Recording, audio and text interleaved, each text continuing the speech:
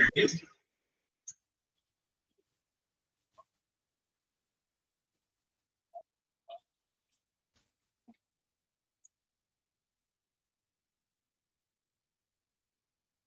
afternoon all. Good afternoon.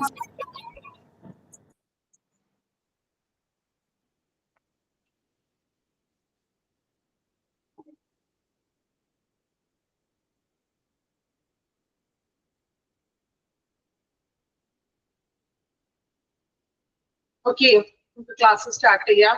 ഇന്ന് വളരെ strength കുറവാണല്ലോ. ഓരോ ദിവസം കൂടുതൽ സ്ട്രെങ്ത് കുറഞ്ഞുകൊണ്ട് വരികയാണോ? മഴയും കാര്യങ്ങളൊക്കെ മാറി എല്ലായിടത്തും. പേജിന്റെ പ്രശ്നമൊക്കെ പറഞ്ഞായിരുന്നു അല്ലെ? കഴിഞ്ഞ ദിവസങ്ങളൊക്കെ നല്ല മഴയും കാര്യങ്ങളൊക്കെ ആയിരുന്നു. ഓക്കെ ആയി എല്ലായിടത്തും? സേഫ് അല്ലേ എല്ലാവരും? ഓക്കെ. കുറച്ച് പേരും കൂടി വരാനുണ്ട്. എനിക്ക് തോന്നുന്നു ലേറ്റ് ആയിട്ട് വരുന്നവരായിരിക്കും അല്ലെ? ഓക്കെ, നമുക്ക് ജസ്റ്റ് ഒന്ന് തുടങ്ങി വെക്കാം. അപ്പൊ നമ്മൾ കഴിഞ്ഞ ക്ലാസ്സില് ലാസ്റ്റ് ക്ലാസ്സില് പർപ്പസ് ഓഫ് ജോബ് അനാലിസിസിനെ കുറിച്ചാണ് നമ്മൾ പഠിച്ചുകൊണ്ടിരുന്നത്. അപ്പൊ അതില് പർപ്പസ് ഓഫ് ജോബ് അനാലിസിസ് ആണ് നമ്മൾ ഒരു ഫ്ലോ ചാർട്ട് രൂപേണ പഠിച്ചത്. എന്തൊക്കെയാണ് ഉദ്ദേശങ്ങള്? Recruitment and selection, performance analysis പറഞ്ഞു, compensation management, job designing, redesigning, enrichment, enlargement, training and development need analysis. Then നമ്മൾ ഈ പറഞ്ഞ പർപ്പസിന്റെ ഓരോ പോയിന്റുകളും വീണ്ടും വിശദീകരണങ്ങളാണ്. അതില് first one recruitment and selection. അത് നമ്മൾ ലാസ്റ്റ് വൺ പറഞ്ഞു. അവിടെ വരെയല്ലേ നമ്മൾ പറഞ്ഞത്? ഒരു പോയിന്റ് മാത്രം നമ്മൾ വായിച്ചോളൂ അല്ലേ? ആണോ? ക്ലാസ്സിൽ ഉണ്ടായവർക്ക് ഓർമ്മയുണ്ടോ? ഓക്കെ. ഇപ്പൊ റിക്രൂട്ട്മെന്റ് ആൻഡ് സെലക്ഷൻ നമ്മൾ പറഞ്ഞു. ഇപ്പൊ റിക്രൂട്ട്മെന്റിൽ നമ്മൾ മെയിൻ ആയിട്ട് പറഞ്ഞൊരു കാര്യമാണ് ശരിയായ സ്ഥലത്ത് ശരിയായിട്ടുള്ള ക്വാളിഫിക്കേഷൻ ആയിട്ടുള്ള വ്യക്തികളെ നമ്മൾ നിയമിക്കുക. അപ്പൊ അവർക്ക് നല്ല രീതിയിൽ എന്താണ് പെർഫോമൻസ് ഒക്കെ ചെയ്യാൻ സാധിക്കുന്നതാണ്. ദെൻ പർപ്പസിലെ രണ്ടാമത്തെ പോയിന്റ് ആണ് പെർഫോമൻസ് അനാലിസിസ്. നോക്കാം പെർഫോമൻസ് അനാലിസിസിൽ എന്താണെന്ന്. Job analysis is done to check if goals and objectives of a particular job are met or not. It helps in deciding the performance standards, evaluation criteria and individual's output. Okay, performance analysis എന്ന് പറയുന്നത് എന്താണ്? Job നമുക്കറിയാം goals and objectives അല്ലെ? Job analysis നമ്മൾ ചെയ്യുന്നത് എന്തിനു വേണ്ടിയിട്ടാണ്?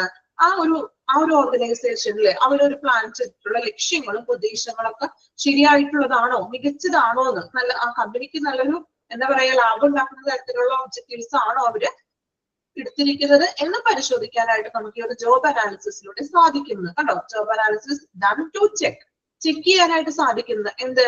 If goals and objectives of a particular job are met or not അല്ലെ? അതായത് അവര് നമ്മളെ ആ ഒരു കമ്പനിയിൽ അവരെടുത്തിരിക്കുന്ന ലക്ഷ്യങ്ങളും അതുപോലെ തന്നെ അവർ തീരുമാനിച്ചിരിക്കുന്ന ഉദ്ദേശങ്ങളൊക്കെ മികച്ചതാണോ എന്ന് പരിശോധിക്കാനായിട്ട് നമുക്ക് ജോബ് അനാലിസിസ് ഹെൽപ്പ് ചെയ്യുന്നു. Then it helps in deciding performance standards. അതുപോലെ തന്നെ നമ്മൾ അവിടുത്തെ എംപ്ലോയിയുടെ പെർഫോമൻസ് സ്റ്റാൻഡേർഡ്സിനെ ഡിസൈഡ് ചെയ്യാനും evaluation criteria and individual output, ഓരോ ഇൻഡിവിജ്വൽസിന്റെ ഔട്ട്പുട്ട് എങ്ങനെയുണ്ടെന്ന് പെർഫോമൻസിന് നമുക്ക് വിലയിരുത്താനും ഈ ജോബ് അനാലിസിസിലൂടെ സാധിക്കുന്നു. ജോബ് അനാലിസിസ് എന്ന് പറഞ്ഞാൽ എന്തായിരുന്നു? നമ്മൾ പറഞ്ഞു ആ ഒരു വ്യക്തി ചെയ്യുന്ന ആ ഒരു ജോലിയെ കുറിച്ചിട്ടുള്ള ജോലിയുടെ ഒരു വിവരണമാണ് അല്ലെ? Then on this basis the overall performance of an employee is measured and he or she is evaluated accordingly. അതുപോലെ തന്നെ എന്താണ് ഇവിടെ പറയുന്നത്? എംപ്ലോയീസിന്റെ ഓരോ പെർഫോമൻസും നമുക്ക് മനസ്സിലാക്കാൻ സാധിക്കുന്നു. അതായത് അവരുടെ പെർഫോമൻസ് നല്ല രീതിയിൽ അവർ കമ്പനിയിൽ വർക്ക് ചെയ്യുന്നുണ്ടോ, ഇങ്ങനെയുള്ള കാര്യങ്ങളൊക്കെ നമുക്ക് ജോബ് അനാലിസിസിലൂടെ അനാലിസിസ് വിശകലനം ചെയ്യാനായിട്ട് സാധിക്കുന്നു. രണ്ടാമത്തെ പോയിന്റ് ജസ്റ്റ് ആ ഉള്ളിലുള്ളത് നിങ്ങൾ വായിച്ചൊന്ന് മനസ്സിലാക്കാം കേട്ടോ. മെയിൻ പോയിന്റ് ആ പർപ്പസുകൾ ഡാർക്കൻ ചെയ്തിരിക്കുന്നത് ബൈഹാർട്ട് ചെയ്ത് പഠിക്കാം.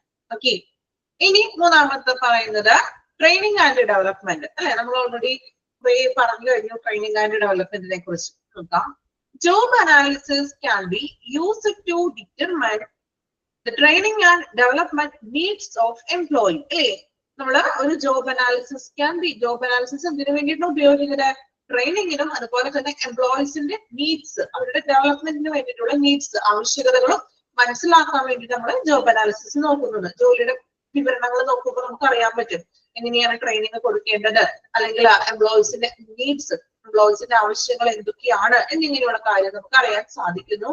Then the difference between expected and actual output determines the level of training that needs to be imparted to employees. അതുപോലെ തന്നെ ഡിഫറൻസ് മനസ്സിലാക്കാൻ സാധിക്കുന്നു. എന്തിന്റെ ഡിഫറൻസ് ആണ്? എക്സ്പെക്റ്റഡ് ആൻഡ് ആക്ച്വൽ ഔട്ട്പുട്ട് അല്ലെ. അതായത് ഒരു കമ്പനി അവര് പ്രതീക്ഷിക്കുന്ന ഒരു ലാഭം ഉണ്ടാകും അല്ലെ. ഒരു കമ്പനി അവരിത്ര മീൻസ് എന്തെങ്കിലും ഒരു പ്രൊഡക്ഷൻ ആണെങ്കിൽ അതിൽ അവര് പ്രതീക്ഷിക്കുന്ന ഒരു ലാഭം, കമ്പനിയുടെ ഓണേഴ്സ് അവര് പ്രതീക്ഷിക്കുന്ന ഒരു ലാഭം, ദെൻ ആക്ച്വൽ നമ്മൾ ഓൾറെഡി എംപ്ലോയീസിൽ നിന്നും ലഭിക്കുന്നത്, അതും തമ്മിലുള്ള ഡിഫറൻസ് മനസ്സിലാക്കാൻ പറ്റുന്നു. ചിലപ്പോ അവർ ഉദ്ദേശിക്കുന്ന ലാഭത്തെക്കാൾ നമുക്ക് കിട്ടുന്നത് എന്തായിരിക്കും? കുറവായിരിക്കും അല്ലെ.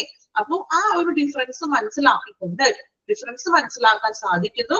സോ ആ ഡിഫറൻസ് മനസ്സിലാക്കിയാൽ അതിനനുസരിച്ചിട്ടുള്ള ട്രെയിനിങ് അവർക്ക് കൊടുക്കാനായിട്ട് സാധിക്കുന്നു. ക്ലിയർ ആണോ പറഞ്ഞത്? ഡിഫറൻസ് ഇന്നുകൂടി പറയാം, ശ്രദ്ധിക്കാം. അതായത് ഇപ്പോ കമ്പനി നല്ലൊരു എക്സ്പെക്ട് ചെയ്തിട്ടുണ്ട്. അവർ ഏകദേശം ഒരു റേഞ്ചിൽ എക്സ്പെക്ട് ചെയ്തു. ഒരു പ്രൊഡക്ഷൻ ഉത്പാദിപ്പിക്കുകയാണെങ്കിൽ ആ പ്രൊഡക്ഷന് വിറ്റ് കിട്ടുന്നത് ഇത്ര ഒരു എമൗണ്ട് ആണെന്ന് അവർ തന്നെ കാൽക്കുലേറ്റ് ഓൾറെഡി ചെയ്ത് വെച്ചിട്ടുണ്ട്. പക്ഷെ എംപ്ലോയീസിന്റെ വർക്കിങ്ങിലൂടെ യഥാർത്ഥത്തിൽ ലഭിച്ചത് അവർ ഉദ്ദേശിച്ചതിൽ ചിലപ്പോൾ കുറവായിരിക്കും. മനസ്സിലായോ? അവരൊരു നിശ്ചിത എമൗണ്ട് എഴുതി വെച്ചിട്ടുണ്ടെങ്കിൽ അതിൽ കുറവായിരിക്കും. അപ്പോൾ ഒരു ഡിഫറൻസ് മനസ്സിലാക്കാൻ സാധിക്കും. സോ അവർ ഉദ്ദേശിച്ച അത്ര അതിനകത്തോട്ട് അവരെ എത്തിക്കാൻ വേണ്ടിയിട്ട് അല്ലെ, ആ ഒരു ലാഭത്തിലോട്ട് എത്തിക്കാൻ വേണ്ടിയിട്ട് പുതിയ ട്രെയിനിങ്സ് എംപ്ലോയീസിന് കുറച്ചുകൂടി പെർഫോമൻസ് കൂട്ടാൻ വേണ്ടിയിട്ട് എന്ത് ചെയ്യാം? ട്രെയിനിങ് കൊടുക്കാം. അപ്പൊ ഈ ഒരു ജോബ് അനാലിസിസിലൂടെ ഇങ്ങനെയുള്ള ഒരു ഡിഫറൻസ് മനസ്സിലാക്കാനും അവർക്ക് ആവശ്യമായിട്ടുള്ള ട്രെയിനിങ് കൊടുക്കാനും സാധിക്കും. അപ്പൊ ക്ലിയർ ആയോ? പെട്ടെന്ന് പറയുമ്പോൾ നിങ്ങൾക്ക് അത് ക്ലിക്ക് ആവില്ല, അതുകൊണ്ടാണ് ഞാൻ രണ്ടാമത് പറഞ്ഞത്. ശരി, ക്ലിയർ ആയില്ലേ ഡിഫറൻസ് എന്താണെന്നുള്ളത്? ഓക്കെ. പിന്നെ പറയുന്നത് എന്താണ്? It also helps in deciding training content, tools and equipment to be used to conduct training and methods training. പിന്നെ അതുപോലെ തന്നെ പറയുന്നത് ട്രെയിനിങ് ഏത് തരത്തിലുള്ള ട്രെയിനിങ് കൊടുക്കണം, ട്രെയിനിങ്ങിന്റെ ഒരു കണ്ടന്റ് നമുക്ക് മീൻസ് ഉള്ളടക്കാം. ദെൻ ടൂൾസ് ആൻഡ് എക്യുപ്മെന്റ്, ട്രെയിനിങ്ങിന് വേണ്ടുന്ന എക്യുപ്മെന്റ്സും ടൂൾസും, ചിലപ്പോ പ്രൊഡക്ഷനിലാണെങ്കിലുള്ള മെഷീനും കാര്യങ്ങളും അങ്ങനെയുള്ള ടൂൾസ് എന്തൊക്കെയാണ് നമ്മൾ ഉപയോഗിക്കേണ്ടത്. Conduct training and training methods, ഏത് രീതിയിലുള്ള ട്രെയിനിങ് കൊടുക്കണം. ഒരു 3 months ആയിരിക്കും കൊടുക്കുന്നത്, ചിലപ്പോൾ ഒരു 1 month ട്രെയിനിങ് ആണ്. അപ്പൊ ഏത് രീതിയിലൊക്കെയുള്ള ട്രെയിനിങ് ആണ് കൊടുക്കുന്നത് എന്നൊക്കെ തീരുമാനിക്കാനും നമുക്ക് ഈ ഒരു ജോബ് അനാലിസിസ് ഹെൽപ്പ് ചെയ്യുന്നു. ഓക്കെ, ക്ലിയർ ആണോ point? Training and development okay ആണോ? കുഴപ്പമില്ലല്ലോ, സിമ്പിൾ ആണ്, നമ്മൾ പഠിച്ച കാര്യങ്ങൾ തന്നെയാണ്. ഓക്കെ, ഞാൻ 2 പോയിന്റ് ഒന്ന് വായിച്ചു നോക്കാം കേട്ടോ. പെർഫോമൻസ് അനാലിസിസ് വായിക്കണം, ട്രെയിനിങ് ആൻഡ് ഡെവലപ്മെന്റ് വായിക്കണം. എളുപ്പമാണ്. ബുദ്ധിമുട്ടുണ്ടെങ്കിൽ വായിച്ചിട്ട് മനസ്സിലാവാത്തതുണ്ടെങ്കിൽ ചോദിക്കാം. ഓക്കെ, എളുപ്പമാണ്. നമ്മൾ പഠിച്ച കാര്യങ്ങൾ തന്നെയാണ്, നമ്മൾ ഇതുവരെ പറഞ്ഞ കാര്യങ്ങളൊക്കെ തന്നെയാണത്.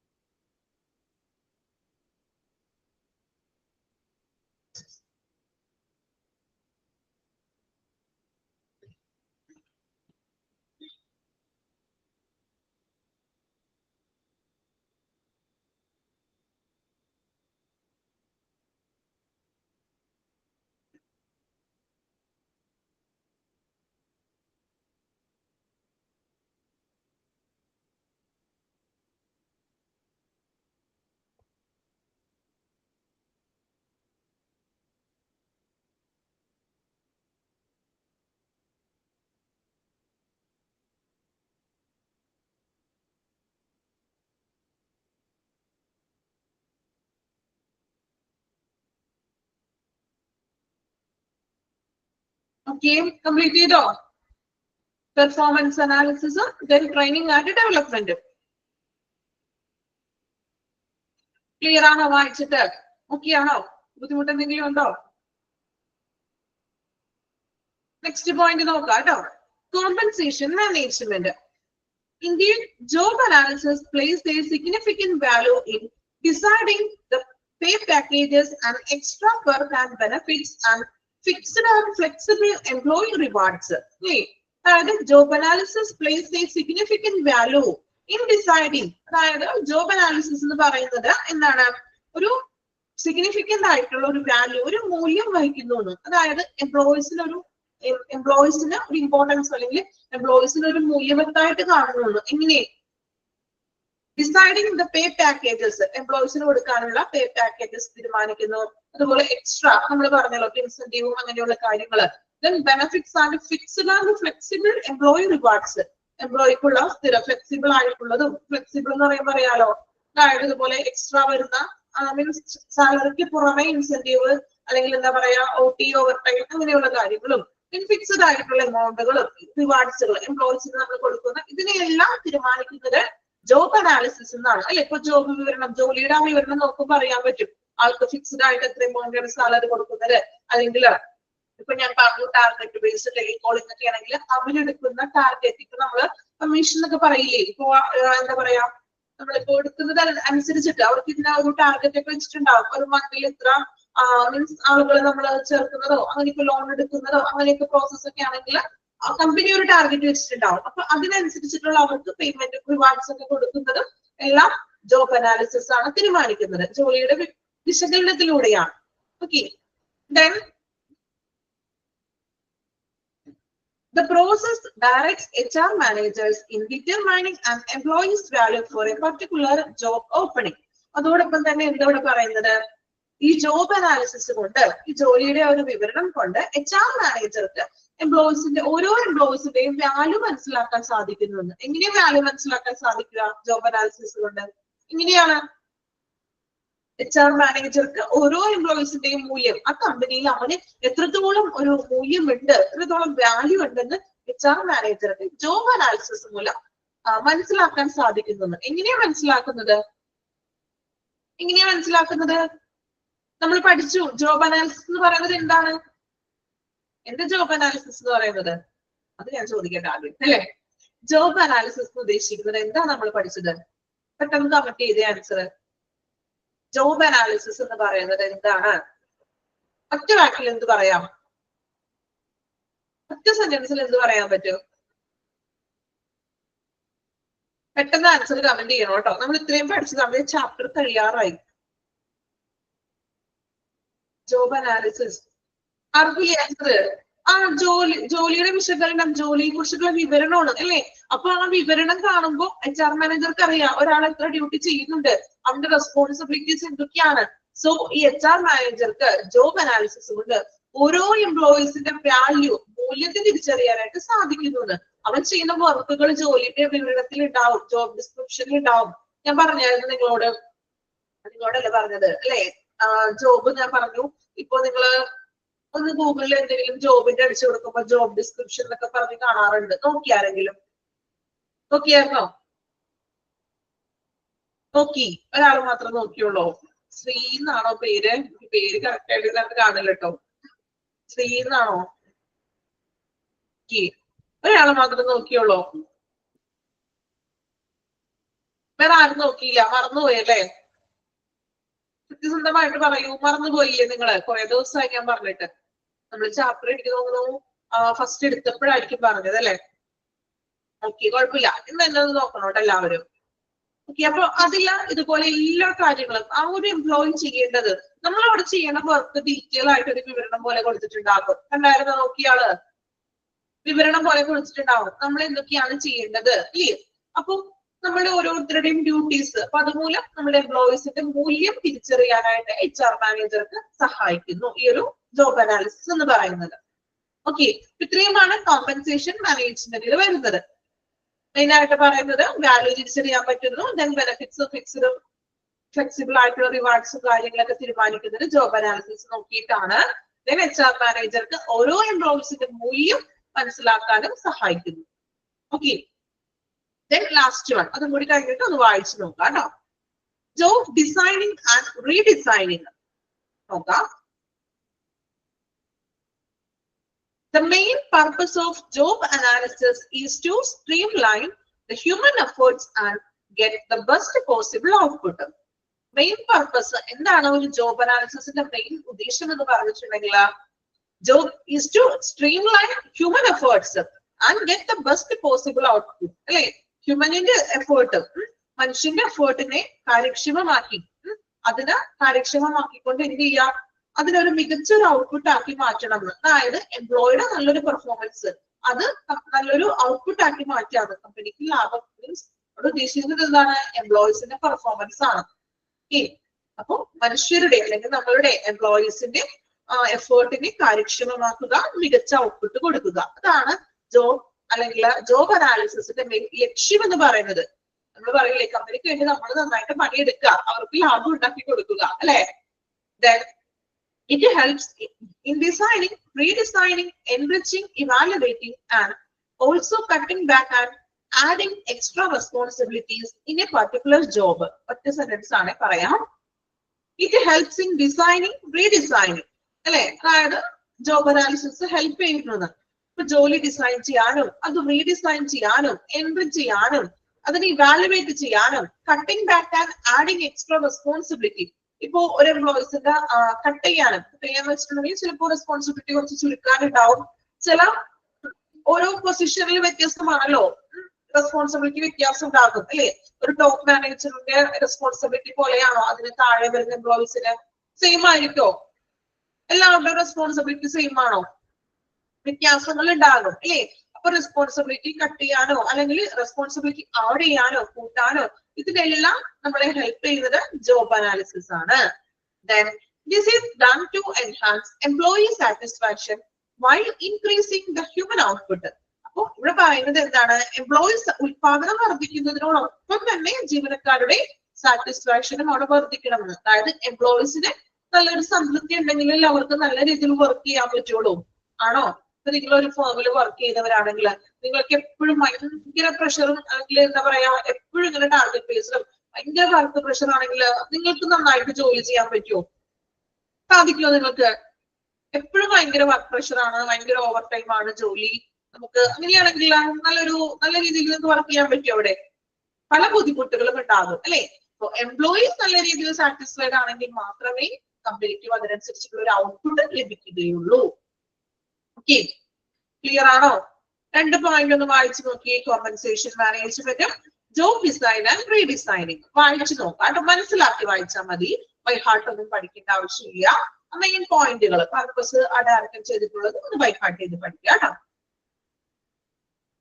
ഉള്ളിലുള്ളത് നിങ്ങൾ വായിച്ച് മനസ്സിലാക്കണേ.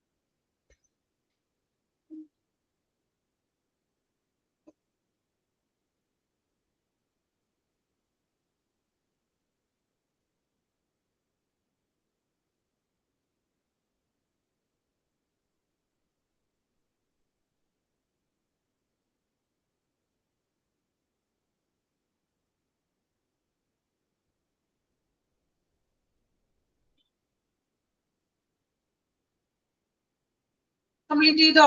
Compensation management, job designing and redesigning.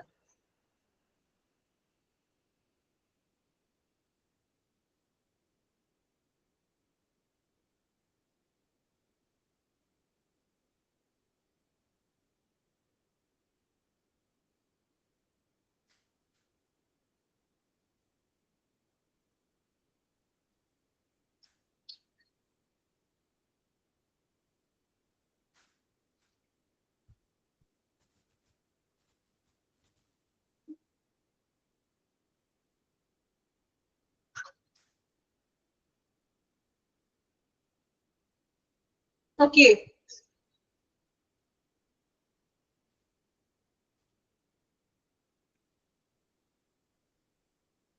ഇപ്പൊ നമ്മൾ നോക്കിയത് പർപ്പസ് ഓഫ് ജോബ് അനാലിസിസ് ആണ്. ജസ്റ്റ് ആ പേരുകൾ മാത്രം ഒന്ന് വായിക്കാം കേട്ടോ. പർപ്പസ് നോക്കാം. Recruitment and selection, performance analysis, training and development, compensation management, job designing and redesigning. Okay, clear ആണല്ലോ? വായിച്ചിട്ട് ഓക്കെ ആണോ? ബുദ്ധിമുട്ടുണ്ടോ? ഓക്കെ, അപ്പൊ നമ്മളുടെ ഈ ഒരു ഫസ്റ്റ് ചാപ്റ്റർ നമ്മൾ എടുത്തുകൊണ്ടിരുന്ന ചാപ്റ്റർ കംപ്ലീറ്റ് ആയി. ഇൻട്രൊഡക്ഷൻ ഫസ്റ്റ് ചാപ്റ്റർ നമ്മൾ ഇൻട്രൊഡക്ഷൻ എന്നുള്ളൊരു ചാപ്റ്റർ ആയിരുന്നു. അതായത് HRM-നെ കുറിച്ചിട്ടാണ് നമ്മൾ പഠിച്ചത്. നിങ്ങൾ പഠിക്കുന്ന കോഴ്സ് അല്ലെ, introduction to human resource management, നിങ്ങൾ പഠിക്കുന്ന കോഴ്സിന്റെ ഒരു ഔട്ട്ലൈൻ തന്നെയാണ് നമ്മൾ ഈ ഒരു ചാപ്റ്ററിലൂടെ പഠിച്ചത് അല്ലേ? ഏകദേശം ഒരു ഔട്ട്ലൈൻ അല്ലേ അത്? ആണോ? അപ്പൊ ഫസ്റ്റ് ചാപ്റ്റർ നമ്മുടെ കംപ്ലീറ്റ് ആയിട്ടുണ്ട്. എങ്ങനെയുണ്ടായിരുന്നു ഫസ്റ്റ് ചാപ്റ്റർ കഴിഞ്ഞപ്പോ? ഓക്കെയാണ് എല്ലാവരും? നമ്മുടെ ഫസ്റ്റ് ക്ലാസ് ഫസ്റ്റ് ചാപ്റ്റർ ആയിരുന്നു. ഫസ്റ്റ് ക്ലാസ് ചാപ്റ്റർ കംപ്ലീറ്റ് ആയി. അപ്പോ കുറച്ച് ബുദ്ധിമുട്ടുള്ള ആളുകളൊക്കെ ഉണ്ടായിരുന്നു, പറഞ്ഞിരുന്നു നിങ്ങൾ അല്ലെ, കോഴ്സ് ബേസ് ഇല്ലാത്തവരുണ്ട്, അല്ലെങ്കിൽ ഗ്യാപ്പ് ഉള്ളവര്, ബുദ്ധിമുട്ടുകളൊക്കെ പറഞ്ഞായിരുന്നു. പക്ഷെ നമ്മൾ ഈ ഒരു ചാപ്റ്റർ കഴിഞ്ഞപ്പോ നിങ്ങൾക്ക് ആ ബുദ്ധിമുട്ടുകൾ കുറച്ച് കുറഞ്ഞില്ലേ? ഇപ്പൊ നിങ്ങൾ നമ്മൾ ഓക്കെ ആയില്ലേ? ആയോ? ബുദ്ധിമുട്ടുണ്ടായവരോടാണ് ഞാൻ ചോദിക്കുന്നത്. ഫസ്റ്റ് നിങ്ങൾ കൊമേഴ്സ് എടുക്കാത്തവരാണ്, അല്ലെങ്കിൽ അതിന്റെ യാതൊരു ബേസ് ഇല്ലാത്തവരാണ്, ദെൻ കുറെ നാളുകൾക്ക് ശേഷം പഠിക്കാൻ വീണ്ടും ആഗ്രഹത്തോടു കൂടി ജോയിൻ ചെയ്തവരുണ്ട് ഇല്ലേ? അപ്പൊ അങ്ങനെയുള്ളവർക്കൊക്കെ ആദ്യം വെച്ച് ബുദ്ധിമുട്ടൊക്കെ നിങ്ങൾ പറഞ്ഞായിരുന്നു. പക്ഷെ നമ്മൾ ഈ ഒരു ചാപ്റ്റർ കഴിഞ്ഞപ്പോ എല്ലാവരും ഓക്കെ അല്ലേ? ആണോ? സാറ്റിസ്ഫൈഡ് ആണോ എല്ലാവരും? ഈ ഒരു ചാപ്റ്ററിൽ നമ്മളുടെ first class first chapter complete ആണ്. ഓക്കെ, അപ്പൊ ജസ്റ്റ് നമുക്കൊന്ന് ഓടിച്ചൊന്ന് പറയാം കേട്ടോ എന്തൊക്കെയാണെന്ന്. ഞാൻ വീണ്ടും പറഞ്ഞ് എന്താ പറയാ, ഒരുപാട് ബോറാക്കണില്ല, ജസ്റ്റ് ഒന്ന് ഓടിച്ചിട്ട് പറയാണേ. അപ്പോ HRM-ൽ നമ്മൾ ആദ്യം കണ്ടു, മീനിങ് പഠിച്ചു അല്ലെ? HRM എന്താണ്, അതിനകത്ത് എന്തൊക്കെയാണ് വരുന്നത്, അങ്ങനെയുള്ള കുറച്ച് കാര്യങ്ങൾ പഠിച്ചു. ദെൻ കൺസെപ്റ്റ്, വീണ്ടും HRM-ന്റെ കൺസെപ്റ്റ് ആണ് പഠിച്ചത്. ദെൻ നമ്മൾ മോഡൽസ് നോക്കി, Fombrun model, Harvard model, Guest model, Warwick model. Okay, ഈ 4 മോഡലും ഇമ്പോർട്ടന്റ് ആണ്. നമ്മൾ ഇമ്പോർട്ടന്റ് ആയിട്ടുള്ള കാര്യങ്ങളെല്ലാം അണ്ടർലൈൻ ചെയ്ത് വെച്ചിട്ടുണ്ട്. സോ അതനുസരിച്ചിട്ട് അണ്ടർലൈൻ ചെയ്ത കാര്യങ്ങളെ കുറിച്ച് ശ്രദ്ധയോടുകൂടി പഠിക്കാം. ഓക്കെ, 4 മോഡൽ ഇത് കഴിഞ്ഞിട്ടുണ്ടെങ്കിൽ നമ്മൾ ഒബ്ജക്റ്റീവ്സ് ആണ് പഠിച്ചത് അല്ലെ? പോയിന്റ്സ്, 7 ഒബ്ജക്റ്റീവ് ആണ് HRM-ന്റെ ലക്ഷ്യങ്ങൾ. അത് നിങ്ങൾക്ക് എളുപ്പം വായിച്ചാൽ മനസ്സിലാവുന്നതാണ്. ബൈ ഹാർട്ട് ഒന്നും ചെയ്യേണ്ട, മനസ്സിലാക്കി പഠിക്കാൻ പറ്റുന്ന പോയിന്റ്സ് ആണ് ഒബ്ജക്റ്റീവ്സ് അല്ലെ? ഇതിനടുത്ത് നമ്മൾ നോക്കി ക്യാരക്ടറിസ്റ്റിക്സ് എന്തൊക്കെയാണ്, ഹ്യൂമൻ റിസോഴ്സ് മാനേജ്മെന്റ് ക്യാരക്ടറിസ്റ്റിക്സ്. അതിൽ നമ്മൾ പറഞ്ഞു അതുപോലെ ഇന്റർവ്യൂ നടത്താം, അതുപോലെ കമ്മ്യൂണിക്കേറ്റ്, അങ്ങനെയുള്ള ഒത്തിരി കാര്യങ്ങൾ പഠിച്ചു. 14 പോയിന്റ്സ് ഉണ്ട് ക്യാരക്ടറിസ്റ്റിക്സ്. ഒരുപാട് സവിശേഷതകളുണ്ട്, അതിൽ നിന്നും ഷോർട്ട് ആക്കിയതാണ് എന്ത് 14 പോയിന്റ്. വീണ്ടും ഫങ്ഷൻസ്, HRM-ന്റെ ഫങ്ഷൻസ് പഠിച്ചു. Then personnel management human resource management തമ്മിലുള്ള ഡിഫറൻസ്, അതിൽ പ്രധാനമായിട്ട് നമ്മൾ അണ്ടർലൈൻ ഒക്കെ ചെയ്തിട്ടുണ്ട്, അതനുസരിച്ച് പഠിക്കണം. ദെൻ HRM-ന്റെ ഫംഗ്ഷന്റെ ഒരു ഫ്ലോ ചാർട്ട് നമ്മൾ ഓൾറെഡി പഠിച്ചതാണ്, അത് നോക്കാം. ദെൻ നമ്മൾ line manager difference personnel management വീണ്ടും ഡിഫറൻസ് ആണ് പറഞ്ഞത്. ശേഷം നമ്മൾ ലൈൻ മാനേജറിന്റെ ഡ്യൂട്ടീസ്, HR മാനേജറിന്റെ കടമകൾ, അവരുടെ റെസ്പോൺസിബിലിറ്റി, അവർ തമ്മിലുള്ളൊരു ഡിഫറൻസ് പഠിച്ചായിരുന്നു. ദെൻ ഇമ്പാക്ട്, പിന്നെ നമ്മൾ ജോബ് ഡിസൈൻ ആണ്, എന്താണ് ജോബ് ഡിസൈൻ എന്ന് പഠിച്ചു, അതിന്റെ മീനിങ് എന്താണ്, കൺസെപ്റ്റ് പഠിച്ചു. ദെൻ ജോബ് ക്യാരക്ടറിസ്റ്റിക്സ്, ഒരു മോഡൽ പഠിച്ചു. മോഡലിൽ ഞാൻ പറഞ്ഞു ഫ്ലോ ചാർട്ട് ഇമ്പോർട്ടന്റ് ആണ്, അത് മെയിൻ ആയിട്ട് പഠിക്കാം. ഒരുപാട് തിയററ്റിക്കൽ ആയിട്ടൊന്നും മോഡൽ പഠിക്കാനില്ല. ദെൻ ജോബ് ഡിസൈൻസിന്റെ സിഗ്നിഫിക്കൻസ്, എന്തൊക്കെയാണ് അതിന്റെ ഇമ്പോർട്ടൻസ്, പ്രാധാന്യങ്ങൾ, പോയിന്റ്സ് മാത്രം ഒന്ന് പഠിച്ചു വെക്കാം. ഉള്ളിലുള്ള കാര്യം നമ്മൾ വായിച്ച് നിങ്ങളുടേതായ രീതിയിൽ അത് മനസ്സിലാക്കി വെക്കാം. ദെൻ അപ്രോച്ചസുകൾ 4 അപ്രോച്ചസ് ഉണ്ട്, ഇമ്പോർട്ടന്റ് 5 അപ്രോച്ചസ് കേട്ടോ. Work simplification, job enlargement, job rotation, enrichment, team based. Last one നമ്മൾ നോക്കിയതാണ് ജോബ് അനാലിസിസ് എന്താണ്. അപ്പൊ അതിന്റെ ഒരു definition according to Edwin B ഫ്ലിപ്പോന്റെ ഒരു ഡെഫിനേഷൻ ഉണ്ട്. ആ ഡെഫിനേഷൻ പഠിച്ചൊന്ന് വെക്കാം, അദ്ദേഹത്തിന്റെ പേരൊന്ന് ഓർത്ത് വെക്കാം. എപ്പോഴും ഡെഫിനേഷൻ തന്നിട്ട് റിട്ടേൺ ബൈ ആണ് ക്വസ്റ്റ്യൻ ചോദിക്കാറ്. ഡെഫിനേഷൻ ഫുൾ ആയിട്ടൊന്നും അങ്ങനെ ഇതുവരെ ചോദിച്ചു തന്നിട്ടില്ല. ആളുടെ പേരും ഡെഫിനേഷൻ ഒന്ന് വായിക്കാം. ദെൻ കൺസെപ്റ്റ് നോക്കി. ദെൻ പ്രോസസ് ആണ് നമ്മൾ പഠിച്ചത് അല്ലെ, ജോബ് അനാലിസിസിന്റെ പ്രോസസ്സ്. ഓരോ പ്രോസസ്സിലും എന്തൊക്കെ കാര്യങ്ങളാണ് വരുന്നത്. ദെൻ ആ ടേബിൾ, ജോബ് ഡിസ്ക്രിപ്ഷനിൽ എന്തൊക്കെയുണ്ട്, ജോബ് സ്പെസിഫിക്കേഷനിൽ എന്തൊക്കെയാണ് ഇൻക്ലൂഡ് ചെയ്തിരിക്കുന്നത്. ഇപ്പൊ ജോബ് ഡിസ്ക്രിപ്ഷൻ എന്ന് പറഞ്ഞാൽ നമ്മൾ പറഞ്ഞു ജോബിനെ കുറിച്ച് മാത്രമുള്ള കാര്യങ്ങളാണ് ജോബ് ഡിസ്ക്രിപ്ഷൻ എന്ന് പറഞ്ഞാൽ. എല്ലാ ജോബിനെ കുറിച്ച് മാത്രമുള്ളതാണ് അല്ലെ. Job title, job location, job summary, reporting to, അങ്ങനെ ജോബിനെ കുറിച്ചിട്ടുള്ളത്. ജോബ് സ്പെസിഫിക്കേഷൻ എന്ന് പറയുമ്പോൾ എംപ്ലോയീസിനെ കൂടി ഇൻക്ലൂഡ് ചെയ്തിട്ടുള്ളത്, ക്വാളിഫിക്കേഷൻ, എക്സ്പീരിയൻസ്, ട്രെയിനിങ്, സ്കിൽസ് എന്നിങ്ങനെയുള്ള കാര്യങ്ങള്. Then purpose of job analysis, last നമ്മൾ പഠിച്ചത് ജോബ് അനാലിസിസിന്റെ ഉദ്ദേശങ്ങൾ, പോയിന്റ്സുകൾ കൃത്യമായിട്ട് പഠിക്കാം. ക്ലിയർ ആണ് നമ്മൾ ഈ ഒരു ഫസ്റ്റ് ഇൻട്രൊഡക്ഷൻ ചാപ്റ്ററിലൂടെ പഠിച്ചത്. ഏകദേശം ഒരു HRM എന്താണെന്നുള്ളത് ഒരു ഔട്ട്ലൈൻ അല്ലെ, മൊത്തത്തിൽ ഒരു ഓടിച്ചിട്ടുള്ളതൊക്കെ പറയേ ഒരു ഔട്ട്ലൈൻ ആണ് നമ്മൾ ഈ ഒരു ചാപ്റ്ററിലൂടെ പഠിച്ചത്. ക്ലിയർ ആണോ എല്ലാവർക്കും? ഞാൻ നിങ്ങൾക്ക് വേണ്ടിയിട്ട് ഒന്നും കൂടെ ഒന്ന് റിവൈസ് ചെയ്തത്. ഓക്കെ ആണോ? ഫസ്റ്റ് ചാപ്റ്റർ ക്ലിയർ അല്ലേ എല്ലാവർക്കും? റെസ്പോണ്ട് ചെയ്യാട്ടോ നിങ്ങൾക്ക് മനസ്സിലായോ? അല്ലെങ്കിൽ നിങ്ങൾക്ക് എവിടെയെങ്കിലും കിട്ടാനുണ്ടോ, ബുദ്ധിമുട്ടുണ്ടോ? നിങ്ങൾ സാറ്റിസ്ഫൈഡ് ആണെങ്കിൽ മാത്രമേ എനിക്ക് നെക്സ്റ്റ് ചാപ്റ്റർ സ്റ്റാർട്ട് ചെയ്യാൻ പറ്റുള്ളൂ. ഓക്കെ ആണോ എല്ലാവരും? എനർജറ്റിക് വേണ്ടേ?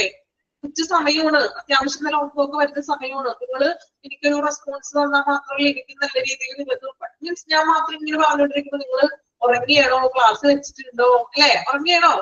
ഉറങ്ങണമെന്നില്ല എല്ലാവരും? എല്ലാവരും ക്ലാസ്സിൽ തന്നെ ഇല്ലേ? ഓക്കെ, ഉറങ്ങുന്ന ആൾക്കാരൊക്കെ ഉണ്ടെങ്കിൽ എണീറ്റോളൂ കേട്ടോ. നമുക്ക് നെക്സ്റ്റ് അടുത്ത ചാപ്റ്റർ തുടങ്ങാം. പിന്നെ നമ്മളെ അടുത്ത ചാപ്റ്റർ എടുക്കാൻ പോകുന്നത് ലിസ്റ്റ് മൂന്നാമത്തെ ചാപ്റ്റർ ആണ്, training and development. Okay, training and development എന്ന് പറയുന്ന മൂന്നാമത്തെ ചാപ്റ്റർ ആണ് എടുക്കാൻ പോകുന്നത്. ടെക്സ്റ്റ് ബുക്കിലെ ചാപ്റ്റർ ഒക്കെ ഒന്ന് എടുത്തു വെക്കുക കേട്ടോ.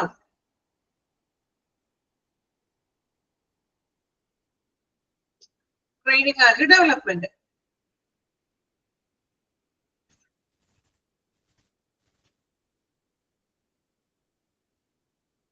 ലെങ്തി ചാപ്റ്റേഴ്സ് ആണ് നിങ്ങളുടെ എല്ലാം അല്ലെ? കുഴപ്പമില്ല, മനസ്സിലാക്കി പഠിച്ച വളരെ എളുപ്പമാണ് കേട്ടോ.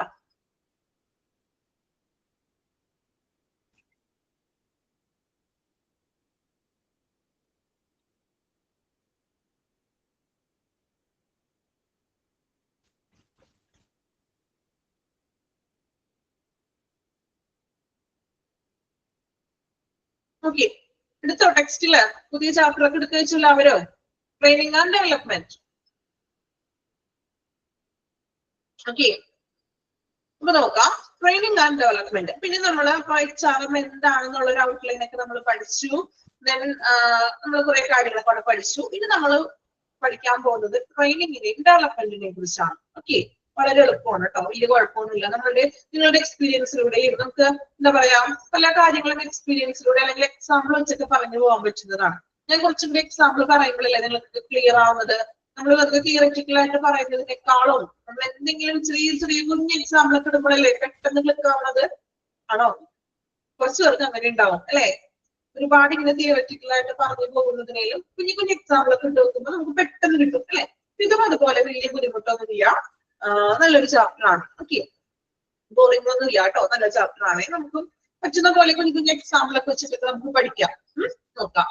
അപ്പൊ സ്റ്റാർട്ട് ചെയ്യുകയാണ് chapter 3, training and development. Concept and significance of training. എന്താണ് ട്രെയിനിങ് എന്നുള്ളതാണ് നമ്മൾ ആദ്യം പഠിക്കാൻ പോകുന്നത്.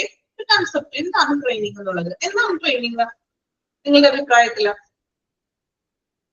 What is training?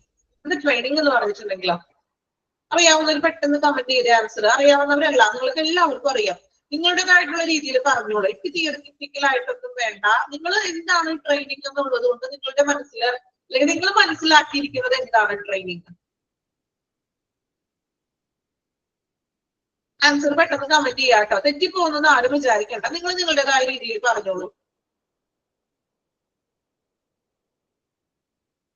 ട്രെയിനിങ് എന്ന് പറയുന്നത് എന്താണ്? ഒറ്റ വാക്കിൽ പറഞ്ഞാൽ മതി, ഒരുപാട് ഇതേപോലെ ഒന്നും പറയണ്ട. Train before A job doing. Okay, ജോബിന് കയറുന്നതിന് മുൻപ് അതിനെ കുറിച്ച് പഠിക്കുന്നത്. ഓക്കെ, വേറെ എന്തെങ്കിലും ഉണ്ടോ? രണ്ടുപേർക്ക് മാത്രം ട്രെയിനിങ് എന്താണെന്ന് അറിയുള്ളൂ. കൂടുതൽ മെച്ചപ്പെടാൻ വേണ്ടി ചെയ്യുന്ന ആക്ടിവിറ്റി. ഓക്കെ, അത്രേ ഉള്ളൂ.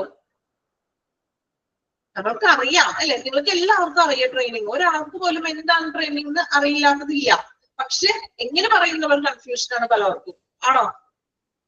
സത്യമല്ലേ ഞാൻ പറഞ്ഞത്? യെസ് അല്ലെ? അറിയാം മിസ്റ്റേ, പക്ഷെ അത് ഏത് രീതിയിലാണ് പറയേണ്ടതെന്ന് അറിയില്ല.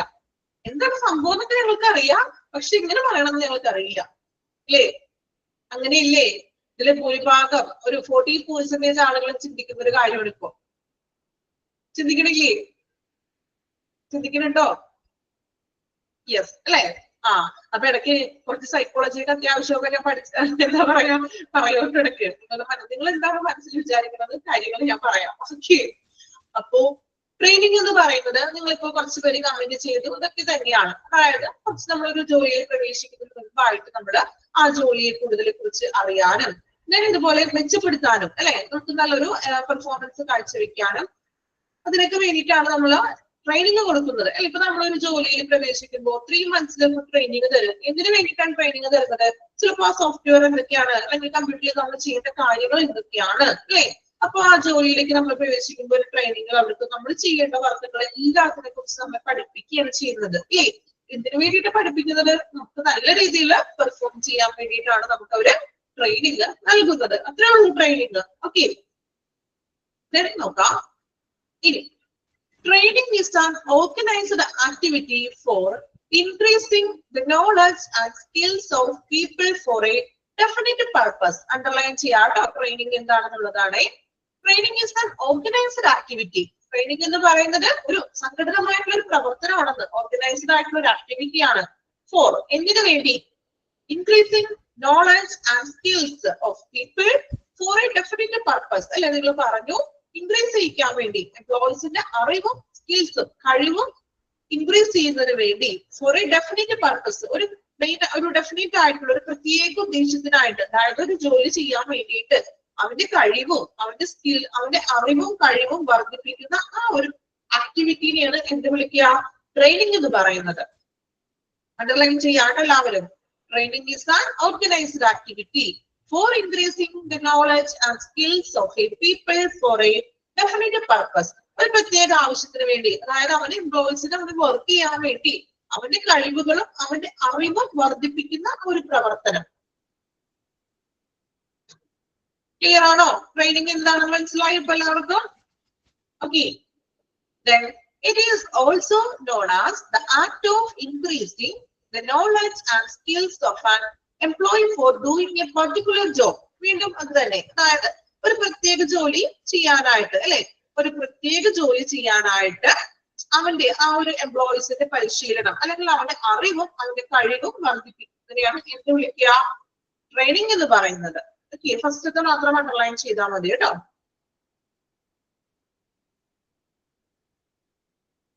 ക്ലിയർ ആണല്ലോ? അപ്പൊ ട്രെയിനിങ് എന്താണെന്ന് ഒരു ഐഡിയ കിട്ടി. ഇനി നെക്സ്റ്റ് നോക്കാം. Training enables the employee to get acquainted with the job and also increase their aptitude and skills and knowledge. അല്ലേ? Training enables employee to get acquainted. എന്താ acquainted എന്ന് വെച്ചിട്ടുണ്ടെങ്കിൽ? acquainted കേട്ടിട്ടുണ്ടോ? അതായത് ഇപ്പൊ നമ്മളൊരു പുതിയ ജോലിയിലേക്ക് കയറും. ആ ജോലിയുമായിട്ട് എന്താ പറയാ? പരിചയപ്പെടാൻ, പൊരുത്തപ്പെടാൻ എന്നൊക്കെ പറയില്ലേ? അല്ലെ? ഇപ്പൊ നിങ്ങളൊരു പുതിയ ക്ലാസ്സിൽ അല്ലെങ്കിൽ നിങ്ങളൊരു പുതിയൊരു ക്ലാസ്സിൽ ജോയിൻ ചെയ്തു. സോ നമ്മളൊരു പുതിയ ക്ലാസ്സിൽ നിങ്ങൾ പോണെയാണ്. അപ്പൊ ഒരു അല്ലെങ്കിൽ പുതിയൊരു ജോലിയിൽ ജോയിൻ ചെയ്തു. അപ്പൊ അവിടെ ഓൾറെഡി കുറെ വർക്കേഴ്സ് ഒക്കെ ഉണ്ട്, എംപ്ലോയീസ് ഉണ്ട്. അപ്പൊ നമുക്ക് അതുമായിട്ടൊന്ന് പൊരുത്തപ്പെടാനൊക്കെ കുറച്ച് സമയം എടുക്കും അല്ലേ? ചിലപ്പോ ഒരാഴ്ച കൊണ്ട് നമ്മൾ ഓക്കെ ആകും. നമുക്ക് അവിടെ ഫ്രണ്ട്സും കാര്യങ്ങളൊക്കെ വരും അല്ലേ? ഇവിടെ പറയുന്നത് training enables to get acquainted with the job and also increase their aptitudes and skills and knowledge. അല്ലേ? അതായത് ജോലിയോടൊക്കെ പരിചയപ്പെടാൻ, അതായത് ജോലിയെ കുറിച്ച് അറിയാൻ അല്ലേ? ഇപ്പോ ടെലികോളിംഗ് ആണെങ്കിലും അല്ലെങ്കിൽ ഒരു മാർക്കറ്റിംഗ് ആണെങ്കിലും എങ്ങനെ നമ്മൾ കസ്റ്റമേഴ്സിന് ഡീൽ ചെയ്യണം, അല്ലെങ്കിൽ എങ്ങനെയാണ് ഇപ്പൊ സിസ്റ്റം ബേസ്ഡ് ഉള്ള വർക്ക് ആണെങ്കിൽ നമ്മൾ അത് എങ്ങനെയാണ് ഇപ്പൊ മെയിൽ അയക്കേണ്ടതോ അല്ലെങ്കിൽ അതിന്റെ ഡീറ്റെയിൽസ് എങ്ങനെയാണ് നമ്മൾ ചെയ്യേണ്ടത്, അപ്പൊ അതുമായിട്ടുള്ള ജോലിയുമായിട്ടൊന്ന് പരിചയപ്പെടാനും then increase aptitude and skills and knowledge. നമ്മുടെ ആ ഒരു സ്കിൽസും നോളജും ഇതെല്ലാം നമ്മുടെ അതിനോടുള്ള ആപ്റ്റിറ്റ്യൂഡും ഇതെല്ലാം ഇൻക്രീസ് ചെയ്യാതെ നമ്മളെ ട്രെയിനിങ് ഹെൽപ്പ് ചെയ്യുന്നു ഇല്ലേ? ട്രെയിനിങ് എന്ന് പറയുന്നത് നമ്മൾ പറഞ്ഞു ഒരു 3 months കൊണ്ട് നമ്മൾ ആ ഒരു ജോലിയുമായിട്ട് പൊരുത്തപ്പെട്ടു, പരിചയപ്പെട്ടു. ദെൻ നമുക്ക് ആ 3 months ട്രെയിനിങ് പീരീഡ് കഴിയുമ്പോൾ നല്ല രീതിയിൽ നമുക്ക് എന്ത് ചെയ്യാൻ പറ്റും? പെർഫോമൻസ് കാഴ്ചവെക്കാനായിട്ട് സാധിക്കുന്നു. Then it makes newly recruited employee fully productive in minimum of time. അല്ലെ? It makes newly, അതായത് പുതിയതായിട്ട് വന്ന എംപ്ലോയീസിന്, റിക്രൂട്ടഡ് ആയിട്ടുള്ള എംപ്ലോയീസിന് fully productive in minimum of time, കുറഞ്ഞ കാലയളവ് കൊണ്ട് നല്ല രീതിയിൽ അവന് പെർഫോമൻസ് ചെയ്യാൻ സാധിക്കുന്നുള്ളൂ ഒരു ട്രെയിനിങ് ഒക്കെ ലഭിച്ചിട്ടുണ്ടെങ്കിൽ. Even for the old workers, ഇനി അവിടെ ഓൾറെഡി ഉള്ള വർക്കേഴ്സിനാണെങ്കിൽ it is essential to refresh them and to enable them to continue with the new methods and techniques as well as new machines and equipment for doing the work. ഇപ്പൊ പറയുന്നത് പുതിയ recruit ചെയ്തിട്ടുള്ള, അതായത് പുതിയ മെമ്പേഴ്സിനാണെങ്കിൽ ഫ്രഷേഴ്സിനാണെങ്കിൽ ഇങ്ങനെ training കൊടുത്തിട്ടുണ്ടെങ്കിൽ അവർക്ക് നല്ല രീതിയിലുള്ള എന്താ പറയാ പ്രൊഡക്റ്റീവ് ആയിട്ട് നല്ല രീതിയിൽ പെർഫോമൻസ് ചെയ്യാനും സാധിക്കുന്നു. അതുപോലെ ഈവൻ ദ ഓൾഡ് വർക്കേഴ്സ്, അവിടെ ഓൾറെഡി ഉള്ള വർക്കേഴ്സ് ഉണ്ടല്ലോ, പഴയ വർക്കേഴ്സിനാണെങ്കിൽ അവർക്കൊന്നൊരു റിഫ്രഷിന് വേണ്ടിയിട്ട് ട്രെയിനിങ് കൊടുക്കാന്ന്. എക്സാമ്പിൾ ആണ് പറയുന്നത്. പുതിയ മെത്തേഡ്സ് ഇപ്പൊ നമ്മള് സിസ്റ്റത്തിൽ തന്നെയാണെങ്കിലും സിസ്റ്റത്തിൽ നമ്മൾ സോഫ്റ്റ്വെയർ ഒക്കെ അപ്ഡേറ്റ് ഒക്കെ ചെയ്യും അല്ലെ, സോഫ്റ്റ്വെയർ ഒക്കെ മാറാറില്ലേ, നമ്മൾ ചെയ്തുകൊണ്ടിരിക്കുന്ന ഒരു സോഫ്റ്റ്വെയർ ഒക്കെ ചിലപ്പോൾ അപ്ഡേഷൻ വന്ന ചേഞ്ചസ് ഒക്കെ വരാം. സോ അങ്ങനെയുള്ള സോഫ്റ്റ്വെയർ അങ്ങനെയുള്ള അപ്ഡേഷൻസ് വരുമ്പോഴോ അല്ലെങ്കിൽ എന്താണ് പുതിയ മെഷീൻസ് ഇപ്പോഴും പ്രൊഡക്ഷനിൽ നിൽക്കുന്ന എംപ്ലോയീസ് ആണെങ്കിൽ പുതിയ മെഷീൻസ് വരുമ്പോഴും എക്യുപ്മെന്റ്സ് ഒക്കെ വരുമ്പോഴും അവിടെ എങ്ങനെ വർക്ക് ചെയ്യണം, മെഷീൻ എങ്ങനെ പ്രവർത്തിപ്പിക്കണം, എക്യുപ്മെന്റ്സുകൾ, അപ്പൊ ഇതിങ്ങനെയുള്ള ഒരു ട്രെയിനിങ്സ് നമുക്ക് പഴയ ഓൾഡ് സ്റ്റാഫുകൾക്കും കൊടുക്കാനും സാധിക്കുന്നു. Okay, so training is not a one step process. അതിനാൽ ട്രെയിനിങ് എന്ന് പറയുന്നത് ഒരു വൺ സ്റ്റെപ്പ് പ്രോസസ് അല്ലാന്ന്, but it is a continuous or never ending process. ഇതൊരു കണ്ടിന്യൂസ് ആയിട്ട് നടക്കുന്ന ഒരു പ്രോസസ് ആണെന്ന് നമ്മൾ പറഞ്ഞ പുതിയ ആൾക്കാർക്ക് മാത്രമല്ല നമ്മൾ ട്രെയിനിങ് കൊടുക്കുക, മറിച്ച് അവിടെയുള്ള ഓൾറെഡി ഉള്ള എംപ്ലോയീസിന് നമ്മൾ ട്രെയിനിങ് കൊടുക്കുന്നുണ്ട്. സോ ഇതൊരു വൺ സ്റ്റെപ്പ് പ്രോസസ് അല്ല, മറിച്ച് കണ്ടിന്യൂസ് ആയിട്ടുള്ള ഒരു പ്രോസസ് ആണ്, നെവർ എൻഡിങ്. ഇതിനൊരു അവസാനം ഇല്ലാതെ നമ്മൾ ഇടയ്ക്കിടയ്ക്ക് ഇങ്ങനെ ട്രെയിനിങ് കൊടുത്തുകൊണ്ടിരിക്കുകയാണ്. പുതിയ എംപ്ലോയീസിനാണെങ്കിലും തന്നെ ഓൾറെഡി നിലവിലുള്ള എംപ്ലോയീസിനാണെങ്കിലും നമ്മൾ എന്ത് ചെയ്യുന്നു, trainings കൊടുത്തുകൊണ്ടിരിക്കുന്നു. Because it increases the knowledge and the skills of new employees in performing their jobs and serve as a refresher for ongoing employees. Okay. So ഇത് അവരുടെ സ്കില്ലും അവരുടെ അറിവും അതുപോലെ കഴിവുകളും വർദ്ധിപ്പിക്കാനായിട്ട് സാധിക്കുന്നു. Then ongoing employees ആണെങ്കിലും റിഫ്രഷ്മെന്റിനും സഹായിക്കുന്നു. ക്ലിയർ ആണോ? എന്താണ് ട്രെയിനിങ് എന്നുള്ള ഐഡിയ കിട്ടിയോ? ഓക്കെ ആണോ? ഒരു ഇൻട്രൊഡക്ഷൻ എല്ലാവർക്കും നമുക്കൊന്ന് വായിച്ചു നോക്കാം. നിങ്ങളൊന്ന് വായിച്ചു നോക്കാം കേട്ടോ, മനസ്സിലാക്കി വായിക്കണം. എവിടെയെങ്കിലും മനസ്സിലാവാത്തതുണ്ടെങ്കിൽ നമുക്ക് റിപ്പീറ്റ് ചെയ്യാം. ഓക്കെ, വായിച്ചോളൂ കേട്ടോ, മനസ്സിലാക്കി വായിക്കണം. ഫസ്റ്റത്തെ സെന്റൻസ് അണ്ടർലൈൻ ചെയ്യാൻ പറഞ്ഞിട്ടുണ്ട്.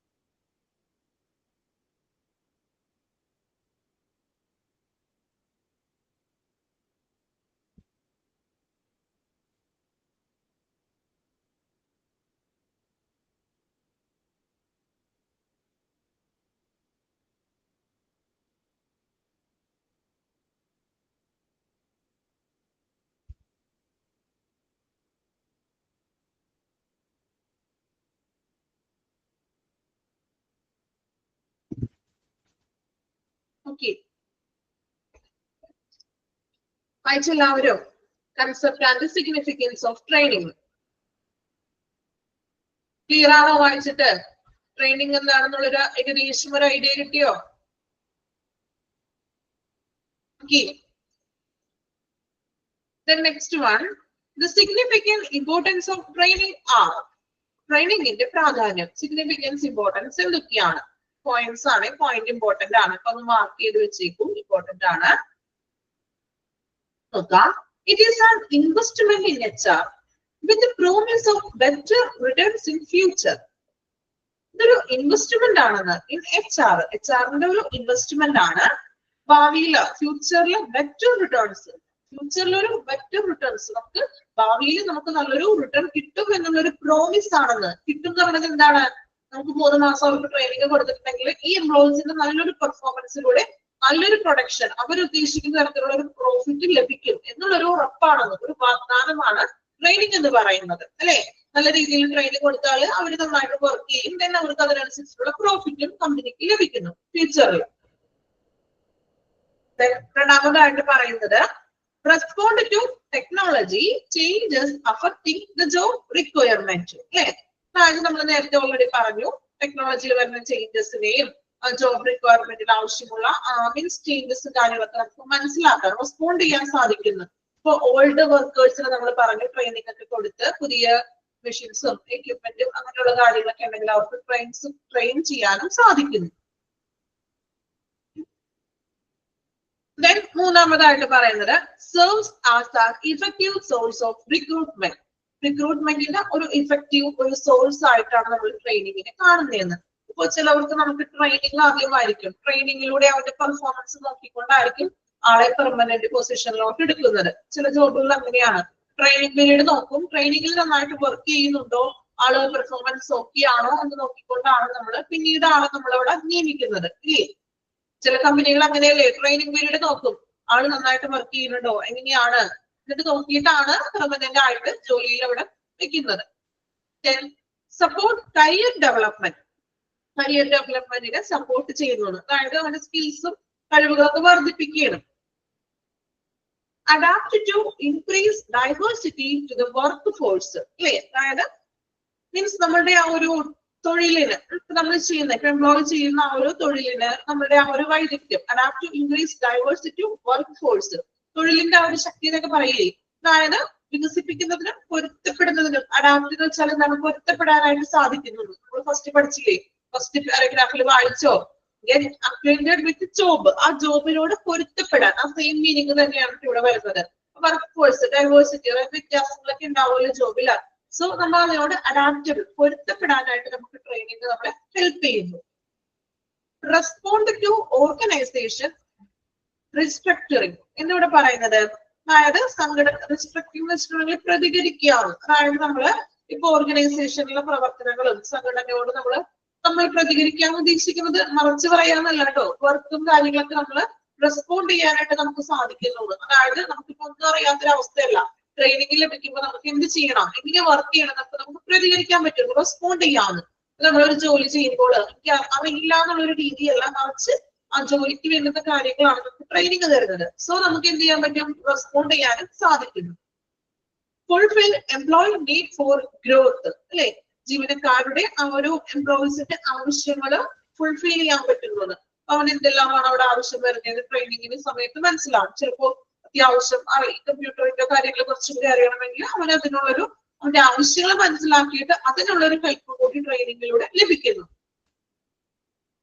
ഓക്കെ, ഇത്രയുമാണ് സിഗ്നിഫിക്കൻസ് ഇമ്പോർട്ടൻസ് ഓഫ് ട്രെയിനിങ്ങിൽ പറയുന്നത്. പോയിന്റ്സുകളാണ്, ഒന്ന് വായിച്ചു നോക്കാം കേട്ടോ. പോയിന്റ്സ് അതുപോലെ തന്നെ നിങ്ങൾ ഒന്ന് പഠിച്ചു വെക്കണം, കാരണം അതിന്റെ ഡീറ്റെയിൽ ആയിട്ടൊന്നും പഠിക്കാനില്ല, ജസ്റ്റ് ആ പോയിന്റ് മാത്രം പഠിക്കാനുള്ളൂ നമുക്ക്. ഓക്കെ, വായിച്ചു നോക്കാം.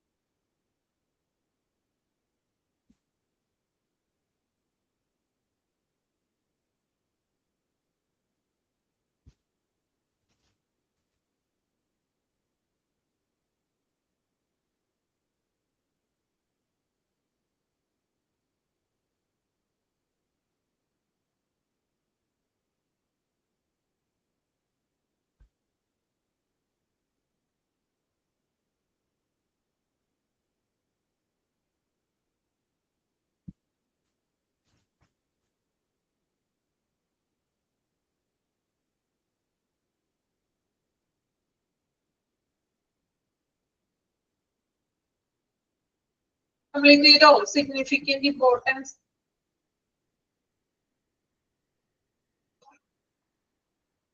ഓക്കെ, ക്ലിയർ ആണോ? വായിച്ചിട്ട് പോയിന്റ്സ് അതുപോലെ തന്നെ പഠിക്കാം കേട്ടോ. അതിന്റെ ഡീറ്റെയിൽ ഒന്നും പഠിക്കണ്ട, പോയിന്റ്സ് മാത്രം പഠിക്കാം. Okay,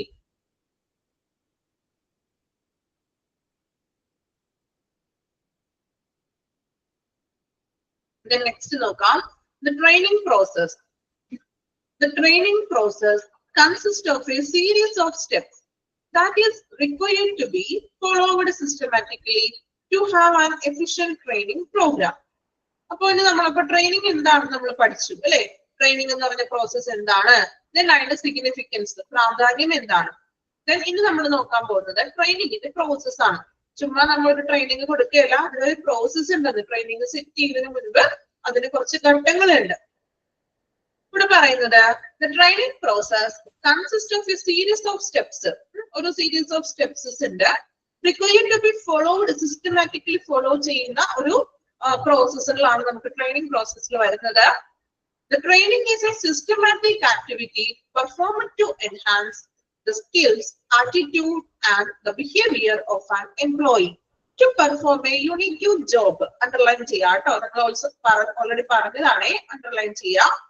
Training is a systematic activity performed to enhance the skills, attitude and behavior of an employee to perform a unique job. അല്ലേ? ഒരു എംപ്ലോയിയുടെ കഴിവുകൾ, അവന്റെ ആറ്റിറ്റ്യൂഡ്, അവന്റെ മനോഭാവം, പെരുമാറ്റം അല്ലെ, എന്നിവ മെച്ചപ്പെടുത്തുന്നതിനായിട്ടുള്ള ഒരു മെച്ചപ്പെടുത്തുന്നതിന് വേണ്ടി നമ്മൾ കൊടുക്കുന്ന ഒരു പ്രവർത്തനം അല്ലെ, അല്ലെങ്കിൽ ആ ഒരു പ്രവർത്തനത്തെ, ഒരു ആക്ടിവിറ്റിനെ എന്ത് വിളിക്കുക? ട്രെയിനിങ് എന്ന് പറയുന്നത്. നമ്മൾ ഫസ്റ്റ് പറഞ്ഞ കാര്യം തന്നെയാണ്, ഒന്ന് അണ്ടർലൈൻ ചെയ്തേക്കാം കേട്ടോ. അണ്ടർലൈൻ ചെയ്ത എല്ലാവരും ട്രെയിനിങ് സിസ്റ്റമാറ്റിക് തുടങ്ങി. ഓക്കെ, ഇനി നമ്മൾ നോക്കുന്നത് the most important training process ആണ്.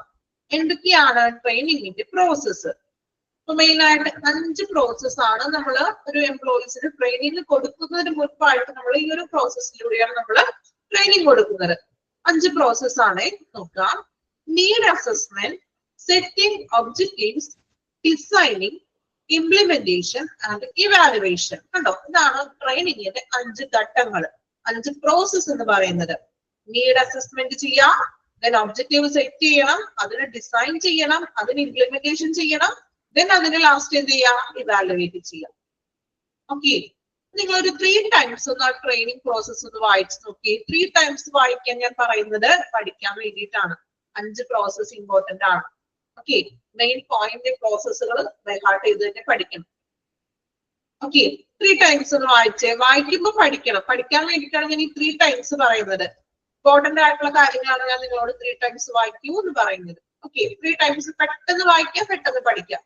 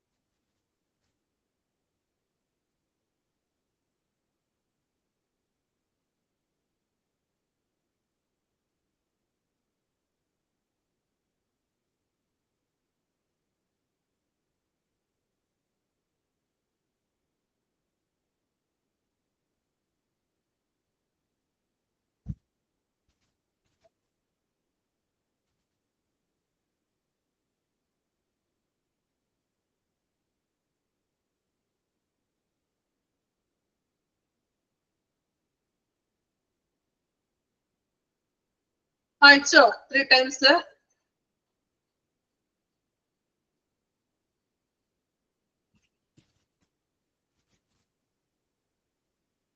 പഠിച്ചോ? വായിച്ചോന്നല്ല, പഠിച്ചോ? ട്രെയിനിങ് പ്രോസസ്സ്, 5 പ്രോസസ്സ് ഏതൊക്കെയാണെന്ന് പഠിച്ചു എല്ലാവരും? ഓക്കെ, ഇമ്പോർട്ടന്റ് ആണ്, അതുകൊണ്ടാണ് ഞാൻ 3 പ്രാവശ്യം വായിക്കാൻ സമയം തന്നത്. നോക്കാം. ഇപ്പോൾ ട്രെയിനിങ്ങിന് പ്രധാനമായിട്ടും 5 പ്രോസസ് ആണുള്ളത്. Need assessment, setting objective, designing, implementation, then evaluation. Okay, then ഇനി അവ ഓരോന്നിനെ കുറിച്ചിട്ടാണ് പറയുന്നത്. മനസ്സിലാക്കി വെക്കുക കേട്ടോ. നോക്കാം. നീഡ് അസസ്മെന്റ് അല്ലേ? അപ്പൊ ആദ്യം നമ്മൾ എന്ത് ചെയ്യാൻ പോണേണ്? നീഡ് അസസ്മെന്റ്, വിലയിരുത്തലാണ് കേട്ടോ. ആദ്യം അസസ്മെന്റ് ചെയ്യാൻ പോണേണേ. നോക്കാം. The first step in the training process is to assess the need for training employees. അപ്പൊ ആദ്യം നമ്മള് എംപ്ലോയീസിന് ഫസ്റ്റ് സ്റ്റെപ്പ് എന്ന് പറയുന്നത് എന്താണ്? എംപ്ലോയീസിന് വിലയിരുത്തേണ്ടതിന്റെ ആവശ്യകത, അതായത് എംപ്ലോയീസിന് ട്രെയിനിങ് കൊടുക്കേണ്ടതിന്റെ ആവശ്യകത അവര് വിലയിരുത്തുകയാണ്. ട്രെയിനിങ് കൊടുക്കണോ വേണ്ടേ എന്നുള്ള ഒരു ആവശ്യകതയാണ് നമ്മൾ ഫസ്റ്റ് പ്രോസസ്സിൽ വിലയിരുത്തുന്നത്. The need for training could be identified through a diagnosis of present and future challenges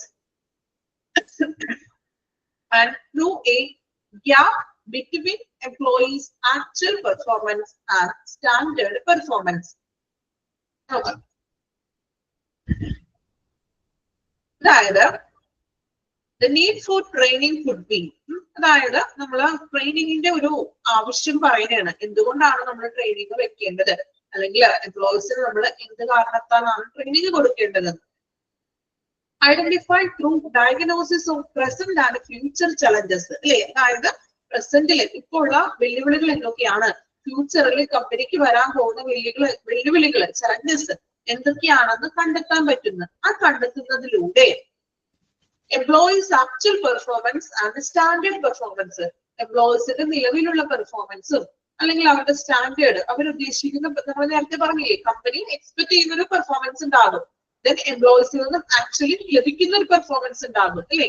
അപ്പൊ ഈ രണ്ടിനും തമ്മിൽ നമുക്ക് മനസ്സിലാക്കാൻ സാധിക്കുന്നത്, അതായത് വെല്ലുവിളികൾ, ഇപ്പൊ കമ്പനി നേരിടുന്ന വെല്ലുവിളികൾ ഏതൊക്കെയാണ്, അതോടൊപ്പം തന്നെ ഭാവിയിൽ നമ്മൾ ഇതിന്റെ വെല്ലുവിളികൾ വരാൻ ചാൻസ് ഉണ്ട് അല്ലേ? ഇപ്പൊ ഭാവിയിൽ വരാൻ പോകുന്ന വെല്ലുവിളികൾ, ഇതിനെല്ലാം മനസ്സിലാക്കുമ്പോൾ നമുക്ക് ആ ഒരു ഗ്യാപ്പ് അറിയാൻ പറ്റുന്നത്. ഇപ്പൊ ഗ്യാപ്പ് പെർഫോമൻസ്, അവർ ഉദ്ദേശിക്കുന്ന അത്ര പെർഫോമൻസ് ഇല്ല എങ്കിൽ നമുക്ക് അവിടെ എംപ്ലോയീസിന് ട്രെയിനിങ് കൊടുത്തിട്ട് എംപ്ലോയീസിനെ കുറച്ചും കൂടി എംപ്ലോയീസിന്റെ പെർഫോമൻസ് കൂട്ടാൻ സാധിക്കുന്നു. നമ്മൾ ഓൾറെഡി പഠിച്ചില്ലേ? ഫസ്റ്റ് പോയിന്റിൽ ഒരെണ്ണം വായിച്ചായിരുന്നു ഞാൻ, ഓർക്കുന്നുണ്ടോ? നിലവിലുള്ളത് അല്ലെ? എംപ്ലോയി ഉദ്ദേശിക്കുന്ന ഒരു കമ്പനി ഉദ്ദേശിക്കുന്ന ഒരു പ്രൊഡക്ഷൻ ഉണ്ടാകും, എംപ്ലോയി നിന്ന് ലഭിക്കുന്ന ഒരു പ്രൊഡക്ഷൻ ഉണ്ടാകും. അപ്പോ കമ്പനി ഉദ്ദേശിക്കുന്നതിനേക്കാളും കുറവാണെങ്കിൽ അവർ എന്ത് ചെയ്യും? ആ ഒരു പെർഫോമൻസ് കൂട്ടാൻ വേണ്ടിയിട്ട് എംപ്ലോയീസ് ട്രെയിനിങ് പരിപാടികൾ കൊടുക്കുന്നു. ഓക്കെ, ആ സെയിം കാര്യം തന്നെയാണ് ഇനി പറയുന്നത്. The need assessment can be studied from 2 perspectives. ഈ നീഡ് അസസ്മെന്റ് നമ്മൾ ആവശ്യങ്ങൾ വിലയിരുത്തുന്നത് 2 കോണിലൂടെയാണ് കാണുന്നത്. 2 പെർസ്പെക്റ്റീവ് ആയിട്ടാണ്, ഇൻഡിവിജ്വലും ഗ്രൂപ്പും. ഇൻഡിവിജ്വലിനെ നോക്കും, ഗ്രൂപ്പ് വൈസ് നോക്കും. The individual training is designed to develop individual's efficiency when not performing properly. Individual training എന്ന് പറഞ്ഞിട്ടുണ്ടെങ്കിൽ നമ്മൾ ഓരോ വ്യക്തിക്കും ട്രെയിനിങ് കൊടുക്കുകയാണ് അല്ലെ? ഓരോ വ്യക്തിക്കും നമ്മൾ ട്രെയിനിങ് കൊടുത്തിട്ട് അവന്റെ പെർഫോമൻസ് എന്തൊക്കെയുണ്ടെന്ന് പ്രോപ്പർ ആയിട്ട് നിരീക്ഷിക്കുന്നു. Then, whereas group training is intended to inculcate new changes the employee due to change in organization strategy.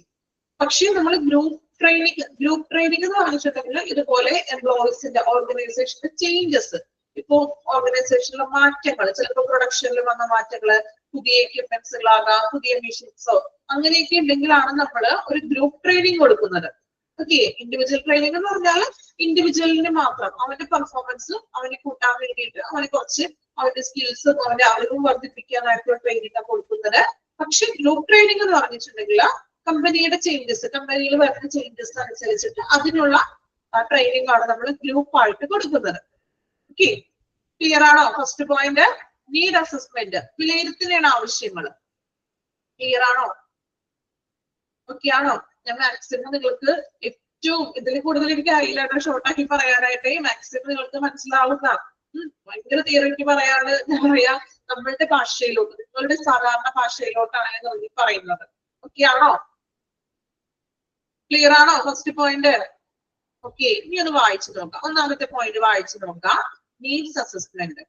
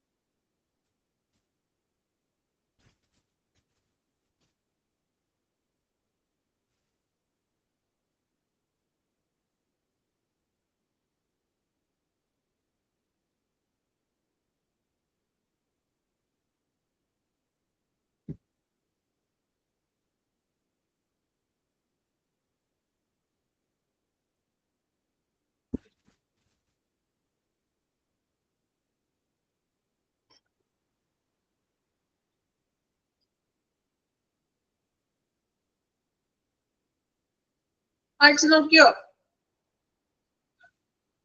വായിച്ചിട്ട് ക്ലിയർ ആണ് എല്ലാവർക്കും? മനസ്സിലാവുന്നുണ്ടോ? ഓക്കെ, നമ്മൾ പറഞ്ഞ കാര്യങ്ങളൊക്കെ തന്നെയില്ല ഇതില്. ഓക്കെ, രണ്ടാമത്തെ കൂടി ഒന്ന് പറഞ്ഞു വെക്കാം കേട്ടോ.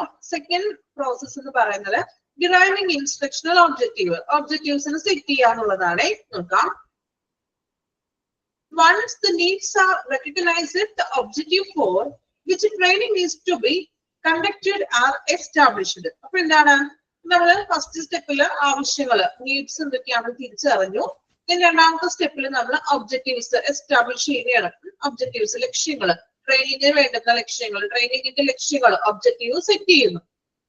The objective could be based on the gap seen the training programs conducted earlier and the skill set developed by the employees.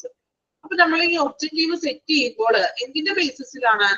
The gap seen in the training program conducted earlier. അതായത് ഇപ്പൊ കഴിഞ്ഞ കൊല്ലം ഒരു training കൊടുത്തിട്ടുണ്ടെങ്കിൽ ആ training നോക്കിയിട്ടാണ്, അതായത് ആ ട്രെയിനിങ്ങിൽ എന്തെങ്കിലും പോരായ്മകളൊക്കെ ഉണ്ടോ, അപ്പൊ പഴയ ഓൾറെഡി ഏർലിയറിൽ അവർ കൊടുത്തിരിക്കുന്ന ട്രെയിനിങ്ങിനെയൊക്കെ നോക്കിയിട്ട് ബേസ് ചെയ്തുകൊണ്ടാണ് നമ്മൾ പുതിയ എംപ്ലോയീസിന് ട്രെയിനിങ് കൊടുക്കുന്നത്. അപ്പൊ ആ ട്രെയിനിങ് പോരാ എന്ന് വെച്ചാൽ അവിടെ എന്തെങ്കിലും മാറ്റങ്ങൾ, ഇപ്പൊ പുതിയ ടെക്നോളജിയിൽ എന്തെങ്കിലും മാറ്റം വന്നിട്ടുണ്ടോ, അല്ലെങ്കിൽ ഇതുപോലെ എക്യുപ്മെന്റ്സിലൊക്കെ മാറ്റം വന്നിട്ടുണ്ടാകും. അപ്പൊ സെയിം അതുപോലെയല്ല, കുറച്ചും കൂടി മാറ്റങ്ങളൊക്കെ വരുത്തിയിട്ടുള്ളൊരു ട്രെയിനിങ് ആണ് അവർ സെറ്റ് ചെയ്യുന്നത്. പഴയ ട്രെയിനിങ് നോക്കുന്നത്, എന്നിട്ട് അതിൽ മാറ്റങ്ങളൊക്കെ വരുത്തിയിട്ടാണ് പുതിയ ട്രെയിനിങ് കൊടുക്കാനായിട്ടുള്ള ഒബ്ജക്റ്റീവ്സ് നമ്മൾ സെറ്റ് ചെയ്യുന്നത്.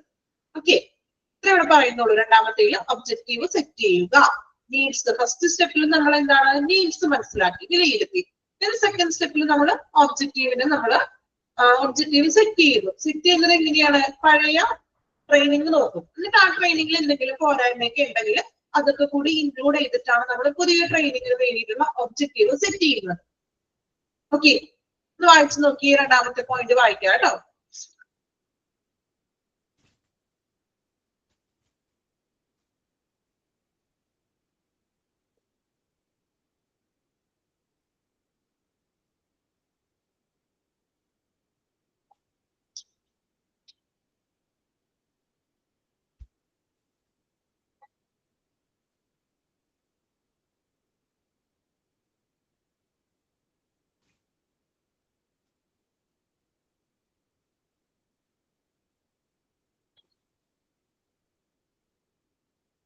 വായിച്ചോ?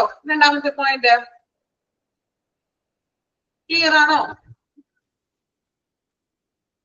ഓക്കെ, അപ്പൊ ഇനി നെക്സ്റ്റ് 3 പോയിന്റ്സും കൂടി ഉണ്ട്, നമുക്ക് അടുത്ത ക്ലാസ്സിൽ പറയാം അല്ലെ. ഒരുപാട് നിങ്ങളെ ബോറാക്കില്ല. ഓക്കെ ആണോ? ഇടുത്ത അത്രയും ക്ലിയർ ആണോ? പുതിയൊരു ചാപ്റ്റർ ആണ് നമ്മൾ പഠിച്ചത്, training and development. Then training എന്താണെന്ന് നമ്മൾ പഠിച്ചു. എംപ്ലോയീസിന്റെ സ്കിൽസും നോളജും വർദ്ധിപ്പിക്കാനായിട്ടുള്ള ഒരു പ്രവർത്തനമാണ് ട്രെയിനിങ്. അതിന്റെ സിഗ്നിഫിക്കൻസ് എന്തൊക്കെയാണ്? ലാസ്റ്റ് നമ്മൾ പഠിച്ചു ട്രെയിനിങ്ങിലെ 5 പ്രോസസ് ആണ് മെയിൻ ആയിട്ടുള്ളത്.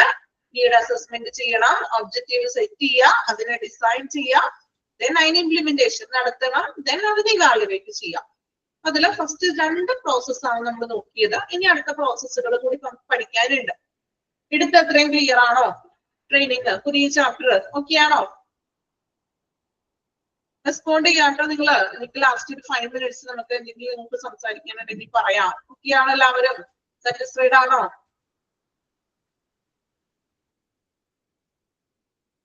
ഓക്കെ. അപ്പൊ അടുത്ത ക്ലാസ്സിൽ ഇത്രയും ഭാഗം ഒന്ന് വായിച്ചിട്ട് വരാം കേട്ടോ. നെക്സ്റ്റ് നമുക്ക് അടുത്ത അപ്പോ ട്രെയിനിങ് എന്നുള്ള ചാപ്റ്റർ വായിക്കുക. ഓക്കെ ഓക്കെ അല്ലേ എല്ലാവരും? ഫോളോ ചെയ്യാൻ പറ്റുന്നുണ്ടല്ലോ? സ്പീഡ് ഓക്കെ ആണോ? നിങ്ങൾക്ക് സ്പീഡിലോട്ട് വന്നില്ലേ എല്ലാവരും? ഓക്കെ ആണോ? സ്പീഡ് കൂടി പോകുന്നുണ്ടെങ്കിൽ പറയാം കേട്ടോ. ഓക്കെ അല്ലേ എല്ലാവരും? ഈ ഒരു ലെവലിൽ തന്നെ നമുക്ക് പോയാൽ പോരെ? ആണോ? റെസ്പോണ്ട് ചെയ്യും നിങ്ങള്. എന്ത് പറ്റിയൊന്നും പറയുന്നില്ലല്ലോ. ക്ലാസ് കഴിഞ്ഞ് ഉറക്കത്തിലായോ എല്ലാവരും? ഇല്ല, ഉറക്കത്തിലല്ല. Okay, thank you all. Thank you, Miss. Thank you.